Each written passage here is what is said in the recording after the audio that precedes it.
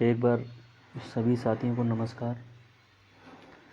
जो भी साथी जुड़ेंगे वो हमारा वीडियो अपने अपने ग्रुपों में शेयर कर देंगे। जो भी हमारे ग्रुप थे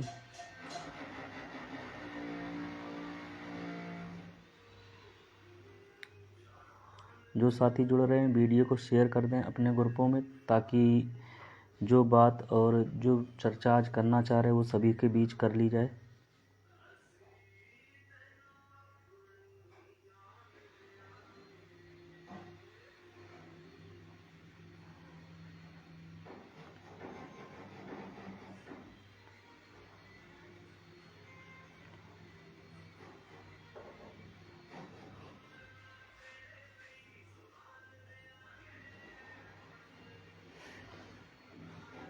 जो भी लोग जुड़ेंगे अगर वीडियो को अपने ग्रुपों में शेयर कर सकते हैं तो शेयर कर दें लिंक के साथ में। अच्छा होगा कि अपने लोग और जुड़ जाएं।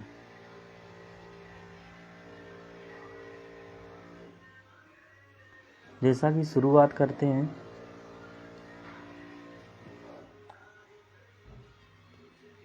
उत्तर प्रदेश में सभी ने देखा होगा कि 69,000 भर्ती 2018 दिसंबर में आई थी।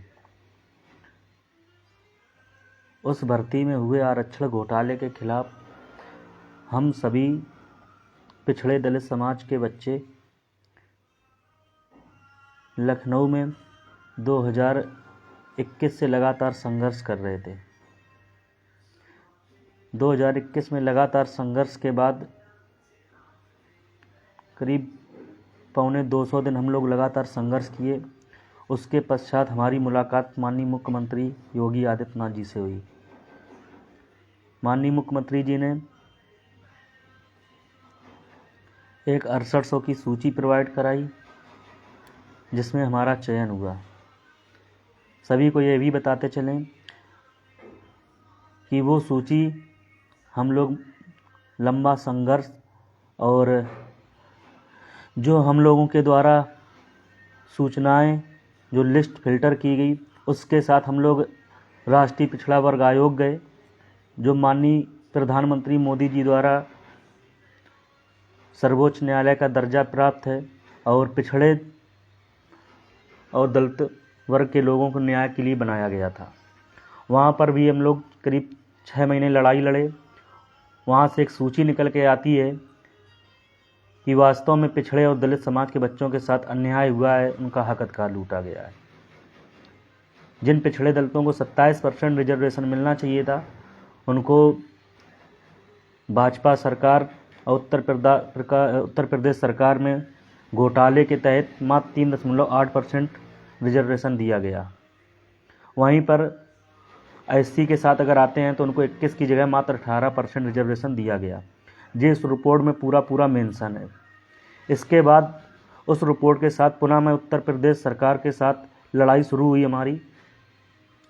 एक लंबा संघर्ष चला करीब 250 दिनों का। उस लंबे संघर्ष के बाद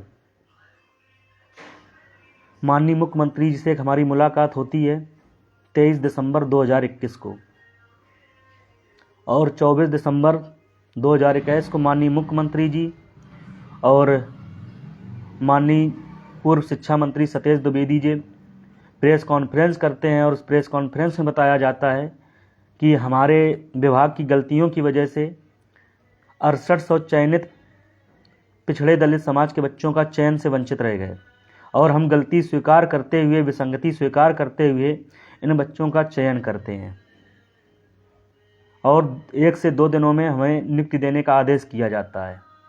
लेकिन उसी विभाग में बैठे अधिकारियों की हीला हवाली या गलत रवैये के चलते हम लोगों को 5 जनवरी 2022 को एक लिस्ट पकड़ाई जाती है 6800 पिछड़े दलित समाज के बच्चों का, जिसमें चयन होता है। हमें उम्मीद होती है कि राम राज्य और न्यायप्रिय कहे जाने वाले माननीय योगी आदित्यनाथ जी ये लिस्ट निकाले हैं तो हम सबका चयन जरूर होगा।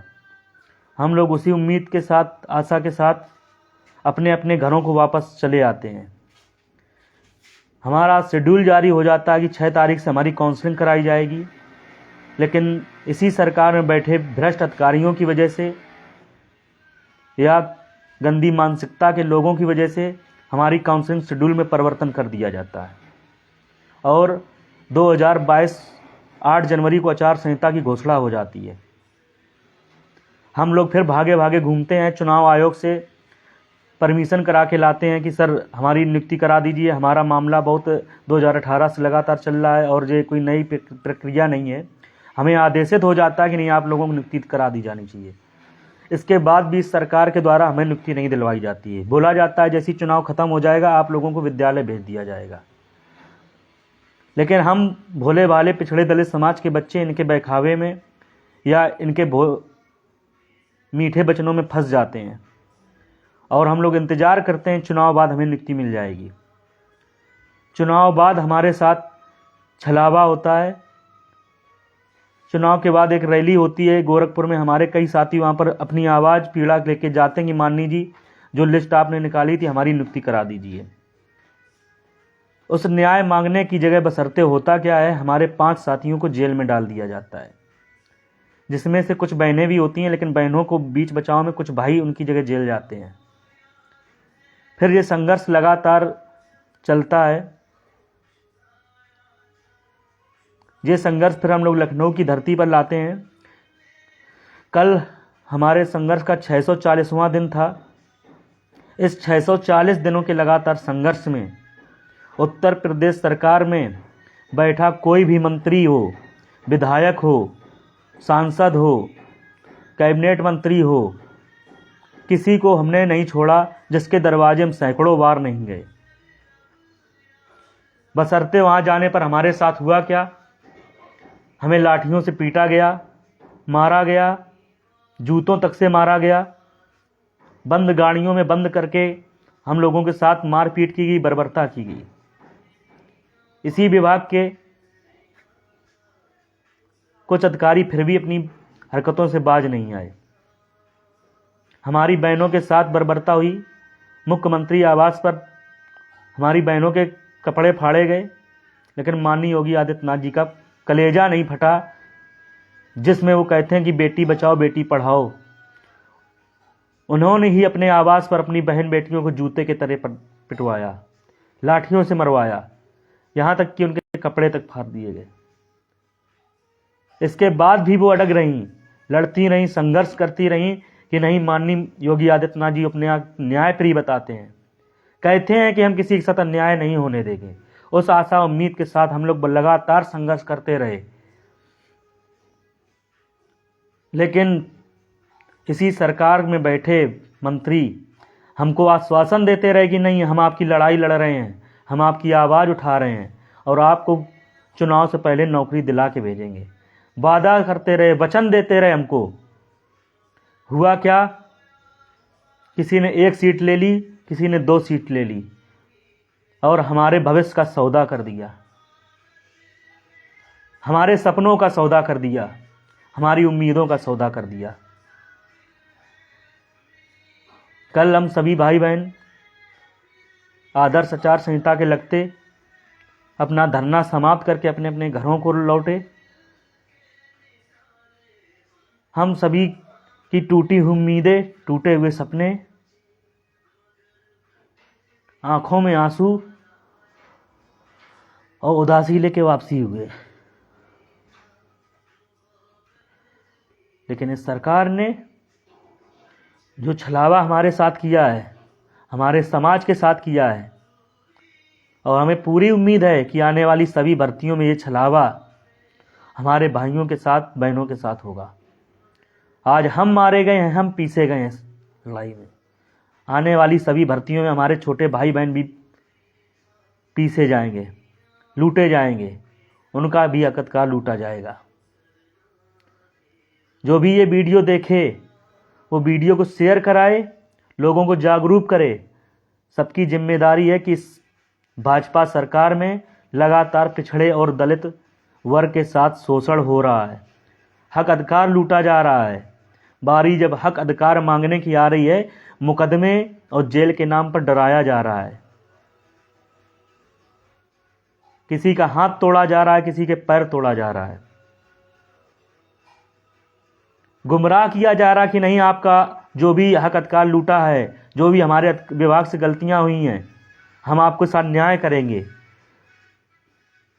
640 दिन हो गए हमारे संघर्ष को, लेकिन उत्तर प्रदेश सरकार के मुखिया का दिल नहीं पसीजा।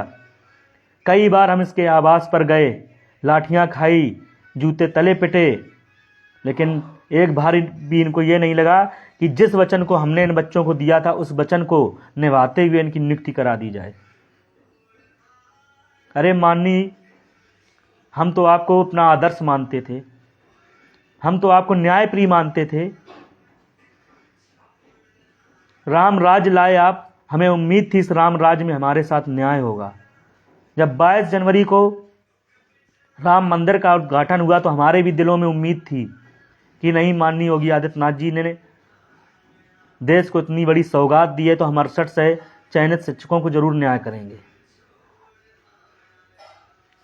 अरे हमारा कसूर क्या था?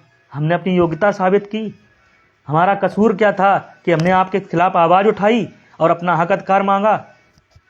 हमारा कसूर क्या था कि हम लोग पिछड़े दलित समाज से आते हैं? माननीय जी, आपने आज भले हमारे सपनों पर तमाचा मारा हो, लेकिन वक्त बदलते देर नहीं लगती है। याद कीजिए वो दिन जब संसद में आप फूट फूट कर रोए थे, लेकिन वक्त बदला, आज आप गद्दी पर बैठे हैं। लेकिन फिर वक्त बदलेगा, आपकी जगह कोई और गद्दी पर बैठेगा। इसी घोटाले में आप फिर एक बार फूट फूट कर रोएंगे और जेल की सलाखों के पीछे होंगे। अभी भी आपसे निवेदन है कि जिन अधिकारियों ने इसमें गोलमाल किया है उनके ऊपर कार्रवाई कराइए और इन 6800 चयनित पिछड़े बच्चों को न्याय दिलाइए अगर वास्तव में आप न्यायप्रिय हैं। वरना इस घोटाले में यह माना जाएगा कि आप भी लिप्त हैं। इसी वजह से हम लोगों को न्याय नहीं मिल रहा है। अगर आप वास्तव में न्यायप्रिय होते, वास्तव में आप न्याय के साथ होते, तो पिछड़े दलित समाज के बच्चों के साथ न्याय करते, उनके ऊपर न्याय की जगह मुकदमे नहीं थोपे जाते। न्याय मांगने पर उनके साथ बर्बरता नहीं की जाती। न्याय मांगने पर बहनों के कपड़े नहीं फाड़े जाते। न्याय मांगने पर भाइयों पर लाठियां नहीं चलवाई जाती। आपके साथ जो पिछड़े दलित समाज के नेता बैठे हुए हैं उनको भी बता दें, चुनाव में आप आने वाले हैं, हम लोग पूरी तैयारी के साथ आपका स्वागत करेंगे। जिस तरह आपने हमें अपने दरवाजे पर लाठियों से और जूते से पिटवाने का काम किया है, आपको भी उसी भाषा में हम लोग जवाब देंगे। हम सभी भाइयों का प्रण है, सभी ने सौगंध खाई है इस लखनऊ में इको गार्डन में, अपने अपने घरों को जा रहे हैं, लेकिन हौसले और इरादे कमज़ोर किसी के नहीं हैं। दुगने हौसले और दुगने इरादे के साथ घरों को वापस हुए हैं।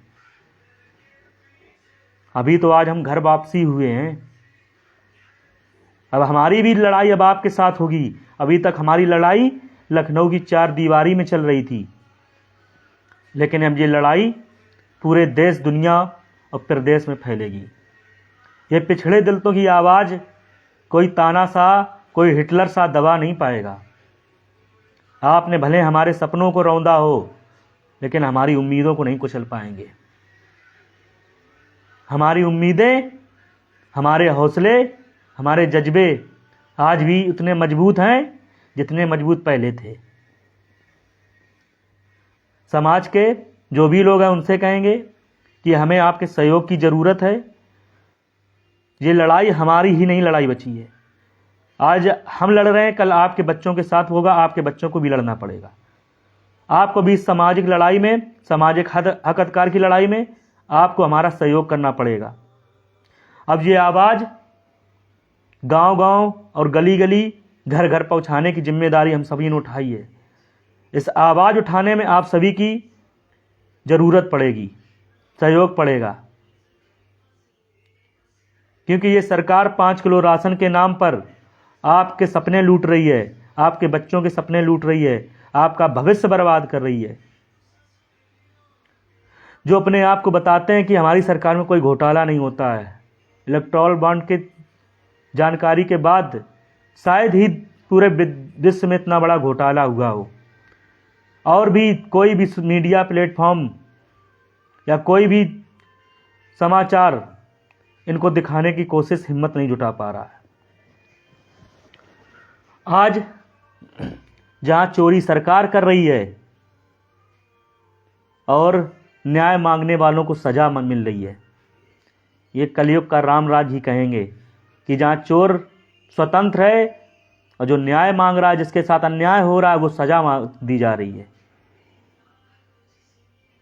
तो सभी से निवेदन है कि जब ये आपके दरवाजे आएंगे, आपको इनसे सवाल करना होगा कि जब हम आपके दरवाजे आ रहे थे तो हमारे साथ बर्बरता क्यों की गई, हमें न्याय की जगह लाठियां क्यों मिली, हमारी बहनों को न्याय मांगने पर उनके साथ अत्याचार क्यों हुआ, बर्बरता क्यों की गई। क्या वो आपके घर परिवार की बेटियां तब नहीं थीं? क्योंकि अब ये लोग आपके पास जब वोट के लिए आएंगे, आपको अपना परिवार बताएंगे, आपको अपना समाज बताएंगे, बहुत मीठी मीठी बातें करेंगे, बहुत मीठे मीठे बोलेंगे, लेकिन इनके बातों में गुमराह नहीं होना है। सवाल करना है, जवाब मांगना है, लोगों को जागरूक करना है। 1-2 दिन में मैं वीडियो बना के सभी को प्रोवाइड करा दूंगा। जिस तरह लखनऊ में हमारे साथ बर्बरता हुई है, जिसके आवास पर हुई है, सारी चीज़ें उसमें लिखी हुई होंगी, किसके आवास पर किस तरह बर्बरता हुई है। सभी की जिम्मेदारी होगी, गांव गांव गली गली घूमिएगा, वो वीडियो दिखाइए, वो पोस्टर दिखाइए, वो फोटो दिखाइए कि आपकी बहनों के और बच्चों के साथ, भाइयों के साथ न्याय मांगने पर किस तरह बर्बरता की गई, किस तरह अपमानित किया गया, किस तरह पिछड़े दलित होने की सजा दी गई। मैं तो यह भी कहूँगा, जब लड़ाई इस सरकार से है, जो भी आपके क्षेत्र में मजबूत विपक्ष हो, उस विपक्ष के साथ भी जाइए, उनसे बोलिए हमें अपना मंच दें, हम अपनी पीड़ा, अपनी आवाज़ आपके मंच से उठाना चाहते हैं। किस तरह हमारे साथ बर्बरता हुई है, हम वो चीज़ें आप यहाँ पर बैठे सभी लोगों को बताना चाहते हैं। वो आपको मना नहीं करेंगे, वो आपसे कहेंगे ठीक है, 640 दिन आप संघर्ष करके आए हैं, आइए अपनी आवाज़ उठाइए, अपनी पीड़ा से लोगों को बताइए क्या पीड़ा, क्या इस सरकार ने बर्बरता की है। सभी भाइयों से कहेंगे, अपने अपने क्षेत्र में जो भी विपक्ष के लोग हैं, जो भी विपक्ष से टिकट लेके आ रहे हैं, उनसे मिलिए, उनको बताइए कि हम 6800 चयनित शिक्षक हैं, 640 दिन हम संघर्ष किए हैं और हमारे संघर्ष के बदले हमें लाठियां, गालियां और मुकदमे मिले हैं। हमें अपनी आवाज़ उठाने का मौका दिया जाए, वो कोई आपको मना नहीं करेगा। उस मंच पर आपको सम्मानित होकर आपको अपनी आवाज़ उठाने का मौका दिया जाएगा। ये जिम्मेदारी हर एक भाई की है, हर एक बहन की है, जिनके साथ ये बर्बरता हुई है। आपकी आवाज़ उठाने कोई भगवान नहीं आएंगे, आपको स्वयं अपने लिए भगवान बनना पड़ेगा, स्वयं अपनी आवाज़ उठानी पड़ेगी। मैं बता दूं, जब आज़ादी की लड़ाई चली थी, 100 साल लड़ी की, तब वो लड़ाई जीती गई। हमारी लड़ाई भी 5 साल हो गए हैं, लड़ रहे हैं और जीतेंगे भी। ये लड़ाई मनुवादियों से है, इनकी विचारधारा से है। 2000 साल जब इनसे लड़ाई लड़ी गई थी, तब जाके इनसे हम लोग जीत पाए थे। एक बार फिर वही मनुवादी लोग फिर, शिवम थोड़ा बंद कर लो यार, शिवम।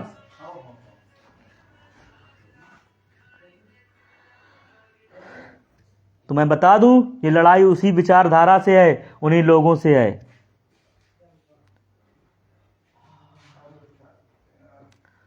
सभी भाइयों से विशेष अपील है, वीडियो को शेयर करेंगे, लोगों को बताएंगे आपके साथ जो बर्बरता हुई है।